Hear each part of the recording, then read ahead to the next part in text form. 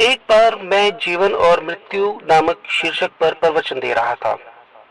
एक स्वामी जी विद्यार्थियों के बीच चुपचाप आकर बैठ गए। मैंने सोचा कि अभी कोई नए नए स्वामी बने होंगे, इसलिए मैंने उनके साथ भी अन्य शिष्यों के समान ही व्यवहार किया। प्रवचन करते समय मैंने देखा कि वे लगातार मुस्कुरा रहे हैं। उनके इस व्यवहार से मैं भीतर ही भीतर कुछ नाराज हो गया। मुझे लगा मैं जो बोल रहा हूँ वो उस पर कुछ भी ध्यान नहीं दे रहे हैं।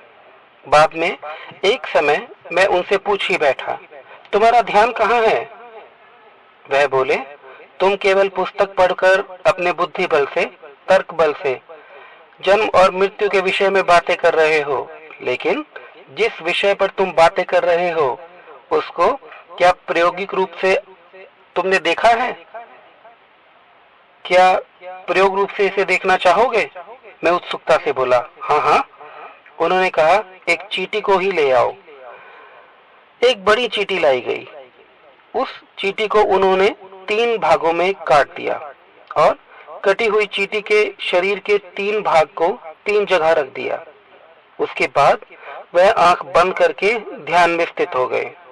कुछ क्षणों तक ध्यान के पश्चात देखा कि चींटी के शरीर के तीनों भाग हिले और स्वयं ही आकर एक दूसरे से जुड़ गए। चींटी यथावत जीवित होकर वहां से चलने लगी। मैं इतना जानता था कि वह कोई जादू नहीं था।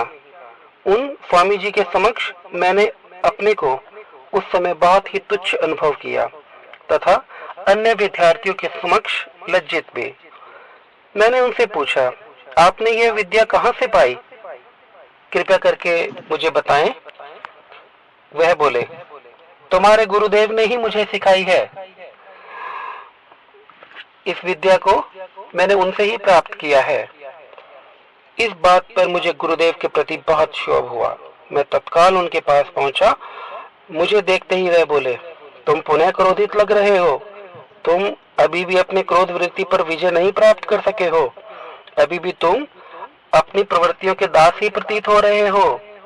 मैं बोला, आप दूसरों को कितनी सारी बातें सिखाते और बताते हैं, किंतु मुझे कुछ भी नहीं सिखाया आपने। आपने बहुत सारी चीजें मुझसे छुपा ली हैं।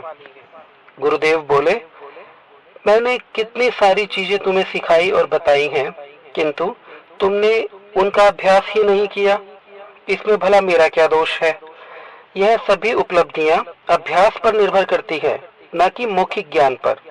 यदि तुम सितार के विषय में सारी बातें जान भी जाओ, किंतु उसका अभ्यास न करो, तो क्या तुम सितार बजा सकोगे?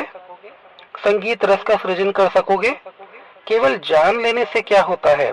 अभ्यास से साक्षात अनुभूति मिलती है और वह दृढ़ होकर आपके स्वरूप में ही मानो बस जाता है। और यही साक्षात अनुभूति सत्य ज्ञान का आधार है। तो आप जिस भी सत्य मार्ग पर चलते हैं उसका अभ्यास करना सतत नितांत अनिवार्य है।